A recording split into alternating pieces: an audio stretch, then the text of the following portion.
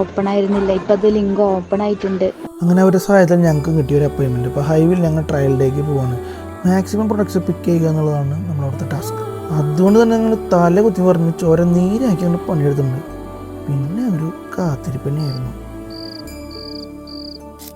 അങ്ങനെ ഇരിക്കുമ്പോഴാണ് ഹൈവി എന്ന് പെട്ടെന്ന് ആ ഒരു മെയിൽ വരുന്നത്. ഒരുപക്ഷെ എൻ്റെ ഉമ്മയുടെ ദുആടെ ഫലം കൊണ്ടായിരിക്കാം നമുക്ക് ആ ജോലി കിട്ടി. യാഥാർത്ഥ്യവും സ്വപ്നവും തമ്മിൽ വേർതിരിച്ചറിയാൻ പറ്റാത്ത അവസ്ഥയിലായിരുന്നു ഞാൻ. അതിരില്ലാത്ത സന്തോഷം. ഒരുമാതിരി സൈമൺസിൻ്റെ വിക്കറ്റ് കിട്ടിയ ശ്രീശാന്തിനെ പോലെ ഞാൻ എന്തൊക്കെയോ ചെയ്തു.